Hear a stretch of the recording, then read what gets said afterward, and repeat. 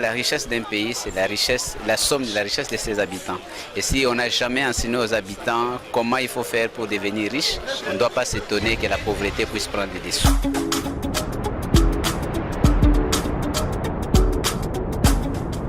Ce qui m'a beaucoup révolté dans la vie, c'est le fait que, à ma naissance, mon père était un fermier qui avait, des troupeaux de chèvres et qui avait des plantations. Et lorsque j'avais 6 ans, mon père il est mort. Et quand il est mort, dans les coutumes de mes parents, ces biens devaient appartenir à sa famille. Et nos cousins sont venus, ils ont pris tout ce qui appartenait à mon père. Et en signe de reconnaissance pour les 25 ans de mariage de ma mère, on nous a donné une chèvre. Et lorsque nous sommes arrivés au village de ma mère, c'était une souffrance que vous n'avez jamais vue. Donc, même avoir l'allumette ou les savons, c'était vraiment difficile. Alors, cette injustice, cette extrême pauvreté m'a fait prendre conscience que la pauvreté n'était pas une bonne chose. Alors, j'ai grandi avec cette idée que je devais faire la différence. Je devais prendre ma mère en charge. Je ne devais pas manquer des choses. Je devais travailler dur pour réussir. Je pense que c'est une expérience personnelle de révolte, une expérience personnelle d'autoprise de conscience que la pauvreté n'était pas une bonne chose et nous devions combattre la pauvreté. Vous voulez combattre la pauvreté, vous devez d'abord combattre la pauvreté mentale. La pauvreté mentale. Et regardez, la pauvreté matérielle, c'est la conséquence de la pauvreté mentale. Si mentalement vous êtes pauvre, vous ne pouvez que vivre comme pauvre financièrement et matériellement. Donc j'ai commencé par apprendre, par cultiver mon intelligence, par changer ma manière de penser. N'oubliez pas que la plus grande découverte de notre temps a été faite par William James, qui a dit l'homme peut changer sa vie en changeant sa manière de penser. Et de là est née la théorie universelle que tout le monde connaît, que si tu veux devenir riche, il faut penser comme les riches, n'est-ce pas? Parce que la différence entre les riches et les pauvres se trouve dans la manière de penser.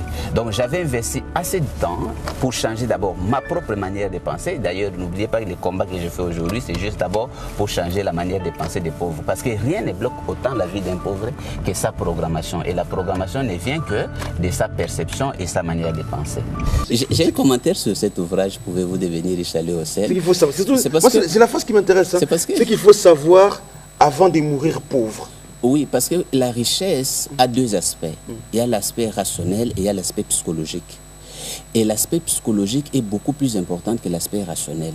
Vous pouvez être un bon travailleur, mais si vous avez des croyances quelque part qui vous dit que si vous devenez riche, c'est un mal ou cela vous peut vous empêcher d'avoir le salut, cette croyance en elle-même est l'obstacle le plus grand qui peut t'empêcher de devenir riche dans ta vie. Donc, tant qu'on ne pourra pas détruire cette croyance, vous n'aurez pas comment sortir de la pauvreté. Notre problème de pauvreté, ce n'est pas l'analphabétisme seulement, c'est l'analphabétisme financier. Nous avons une population qui est ignorante à 100% sur les principes de base pour bien vivre avec l'argent. C'est parce que nos parents étaient produits de la colonisation. Je ne sais pas si vous comprenez.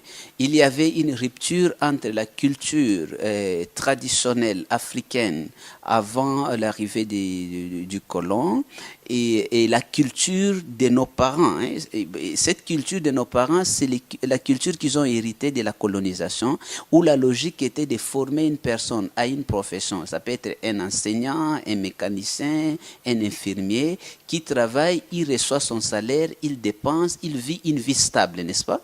Et il y avait une idée selon laquelle la richesse, c'était une mauvaise chose. Ce qui était important, c'était le travail. Alors, c'est devenu une culture, une barrière mentale. C'est pour cela même parler de la richesse, ça paraît drôle. Alors que le problème de l'Afrique, c'est un problème de pauvreté. Et le contraire de la pauvreté, c'est la richesse. Si on ne peut même pas parler de la richesse, alors comment on va résoudre les problèmes de la pauvreté? Donc nos parents ont souffert de ces blocages mentaux, ils ont eu ces limitations, ils n'étaient pas habilités, ou ils n'étaient même pas informés qui devraient nous parler de la richesse. Nous ont plus parlé de profession plutôt que de la richesse. Et nous devons changer donc ces cadres et prendre le courage de briser cette barrière culturelle, cette barrière mentale à la richesse, dire que nous avons le droit de parler de la richesse et nous allons les parler à nos enfants. Un deuxième ouvrage signé Ricardo Kanyama, pouvez-vous devenir riche et aller au ciel? Alors, la Bible, il me semble que, moi je ne suis pas pasteur, il me semble que la Bible dit les riches n'hériteront pas les royaumes des cieux, pendant que vous affirmez le contraire, justement. Ah oui, mais si la Bible dit que les riches n'hériteront pas les royaumes des cieux, donc nous devons accepter que c'est normal la pauvreté actuelle de notre pays et nous devons encore prier pour que cette pauvreté puisse s'accentuer. Je pense que c'est... Mais allez, d'où vient ce contraste justement? Ok, ce contraste vient d'un concept qui nous a été inculqué par la politique de la colonisation, qui voudrait faire passer une idée claire aux colonisés que la richesse n'était pas une bonne chose, afin qu'ils puissent se désintéresser. Parce que le vrai obstacle, c'est d'abord un obstacle mental. Lorsqu'une personne croit que la richesse ne lui permettra pas d'aller au ciel, il n'aura jamais le courage d'agir pour devenir riche. Nous sommes justement en train de dire aux gens qu'il faut briser, la peur, d'affronter la peur, et il faut exorciser cette foi négative à la richesse, parce que c'est justement la pauvreté aujourd'hui qui est la source de tous les maux. Je pense que mon cas, c'est le cas de tout le monde, de tous ceux qui ont été formés dans notre système éducatif. Nous avons été à l'école avec l'illusion que l'école nous apprendrait comment devenir riche. C'est dans cette logique que nous avons été formés. Et j'ai été formé dans cette logique jusqu'à ce que j'ai fini mes études universitaires et j'ai obtenu le diplôme universitaire et j'avais fait la philosophie. Rendez-vous compte qu'à ce moment-là, je me rends compte qu'une chose est d'avoir un diplôme universitaire, une autre chose est de savoir comment devenir riche. Il y a une règle simple que vous devez savoir, une loi simple pour avoir des succès dans la vie. C'est lorsque la préparation rencontre l'opportunité qu'il y a succès. Ça veut dire une préparation qui rencontre l'opportunité. Qui a succès. Et donc, le succès jaillit de cette combinaison. Voilà. Lorsque vous rencontrez une opportunité et que vous n'avez pas eu une préparation préalable, cela ne peut pas se transformer en succès. Mais le problème, c'est que la préparation aussi doit être adéquate dans ces domaines-là. Imaginez si vous avez préparé quelqu'un comme mécanicien, et il rencontre une opportunité dans le domaine de la médecine, il ne saura pas capitaliser cette opportunité-là. Alors, lorsqu'on nous forme à l'université, on nous forme seulement sur le plan professionnel et qu'on ne nous forme pas sur le plan de la création de la richesse, nous sommes comme des gens qu'on a formés dans le karaté et qui doivent faire les championnats de boxe. En fait, mon parcours, c'était un peu le parcours de tous les jeunes dans la société qui suivent les schémas que nous appelons conventionnels et selon lesquels les parents nous ont dit « va à l'école, obtiens les diplômes et tu cherches un emploi, voilà, tu as réussi ta vie ». Alors, en suivant ces schémas, après l'obtention de mon diplôme universitaire, je me suis retrouvé dans une impossibilité de trouver un emploi. C'était d'ailleurs ça le commencement de mon parcours comme entrepreneur parce que ne trouvant pas d'emploi qui pouvait me permettre de réussir financièrement, j'étais obligé de trouver d'autres voies et cette voie c'était l'entrepreneuriat ou la création de la richesse. C'est comme cela que j'avais fait donc cette découverte que l'école ne nous apprenait pas grand-chose sur l'argent.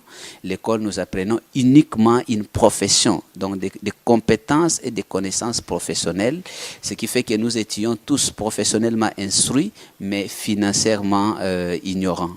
Alors, les études, les découvertes, les recherches que j'ai faites dans ce domaine, que je résume de création de richesses ou de l'éducation financière, m'ont permis donc de commencer avec ces faibles revenus et l'équivalent de la chef de ma mère qui était $50 à cette époque en 2007 et graduellement à cause de la discipline financière venue d'une bonne éducation financière mais aussi des connaissances acquises dans le domaine de l'entrepreneuriat, ça m'a permis de résoudre les plus grands problèmes de beaucoup de gens, comment obtenir un capital et comment faire agrandir ce capital pour réaliser son rêve. C'est comme ça donc que j'étais devenu entrepreneur et non seulement entrepreneur et je fais ce travail d'apprendre aux autres jeunes, à d'autres acteurs, comment combattre la pauvreté, comment créer des richesses en partant des faibles revenus. Nous intégrons les gens dans la consommation intelligente. Nous montrons justement aux gens que s'ils ne deviennent pas pauvres, parce qu'ils consomment de façon à enrichir les autres et eux-mêmes restent pauvres.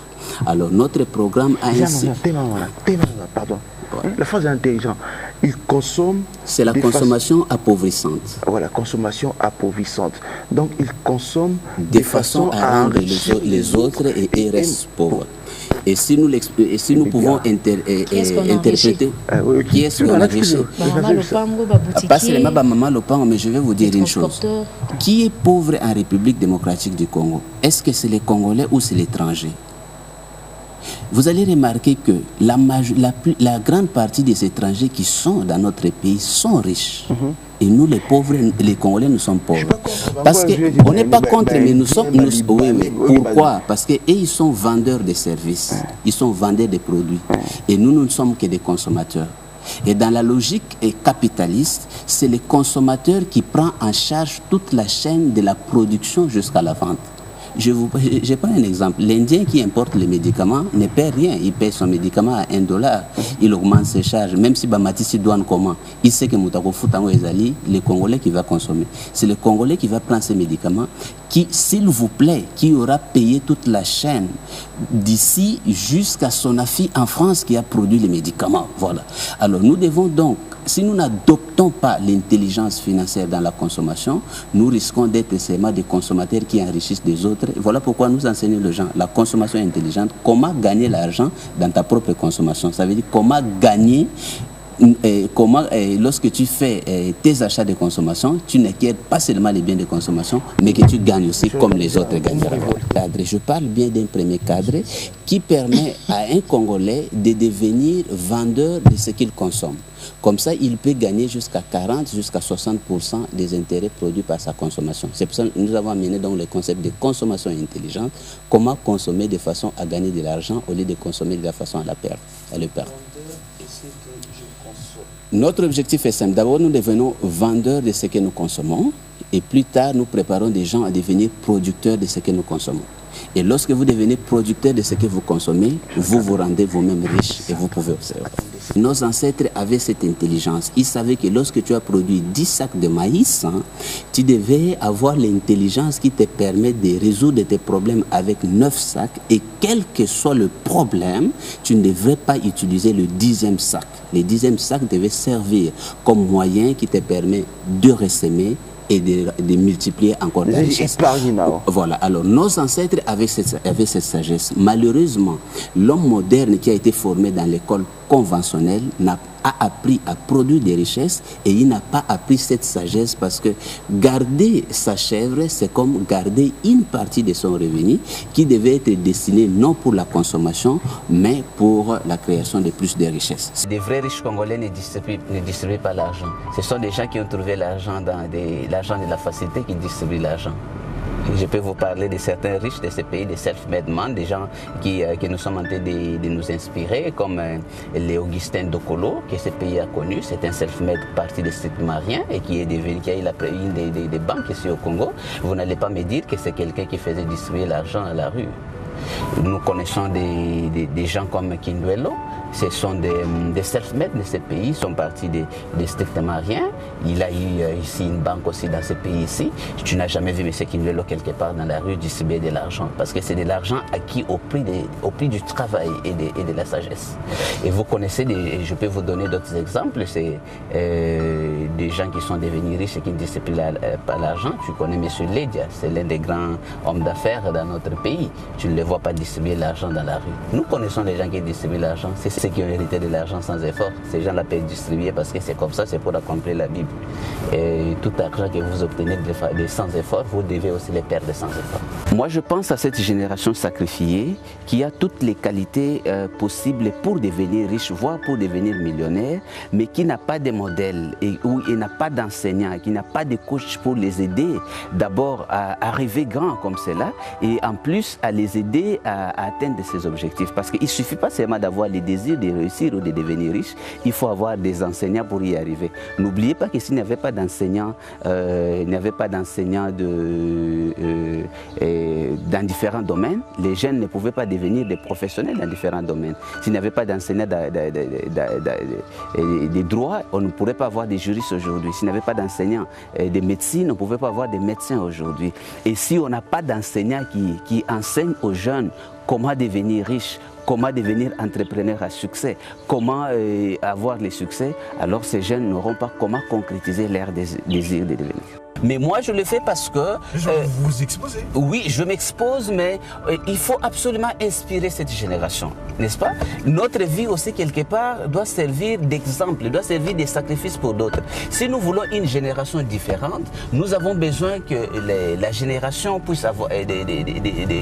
ceux qui vont nous suivre puissent avoir des modèles, puissent avoir des aînés qui les inspirent, qui leur disent la vérité, qu'on peut devenir riche. Devenir riche, ce n'est pas de la magie. De même qu'on peut devenir médecin, on peut aussi apprendre et devenir riche. Et ça, c'est mon combat et je l'ai fait en âme et conscience. Malheureusement, ici chez nous, l'homme n'a pas encore compris la valeur de la connaissance. On est encore à un niveau où on peut payer facilement un téléphone de $300, mais payer un livre de 10-15 $, on trouve tous les gestionnaires du monde. Voilà. Déjà donc, qu'un $10 peut résoudre le problème d'une famille.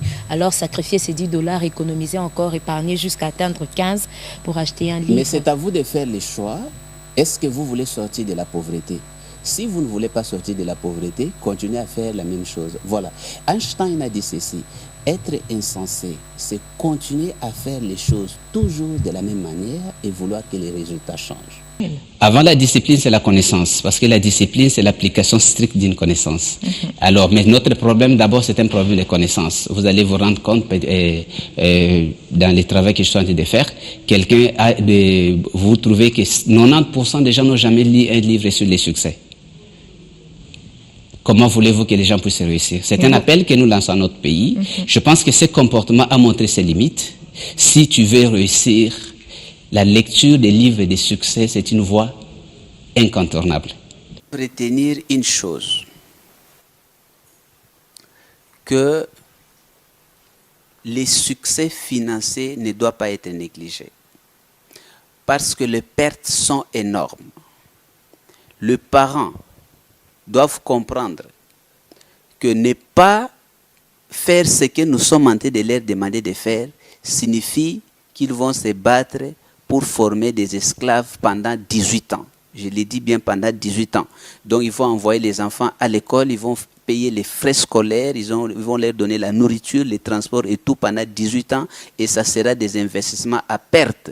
Parce que ces enfants, en restant au chômage toute la vie, c'est vraiment une grande perte. Alors qu'avec une éducation financière que nous pouvons apprendre à tous les niveaux, qu'on pouvait même insérer dans notre système éducatif, nous pouvons donner à nos enfants la chance de créer ne fût-ce que des emplois pour eux-mêmes, au lieu de se former comme des esclaves qui devraient attendre que des étrangers, des Asiatiques, des Européens, qui, connaissant ces règles de l'éducation financière, devront venir faire des supermarchés ici pour qu'eux se contentent d'aller travailler comme des petits employés. Donc, nous avons trouvé la solution à nos problèmes. Nous devons nous mobiliser. Nous devons au moins nous intéresser à savoir de quoi s'agit-il de cette éducation financière et quel est le problème que cela peut résoudre. Mais je suis sûr que s'il y a une prise de conscience collective au niveau de notre pays, au niveau des autorités, au niveau des acteurs, ce que nous amenons, l'éducation financière, peut être le début de la révolution économique